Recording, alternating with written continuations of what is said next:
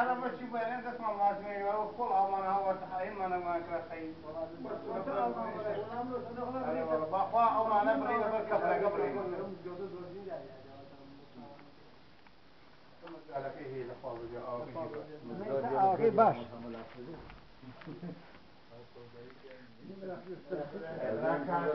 أو كاشية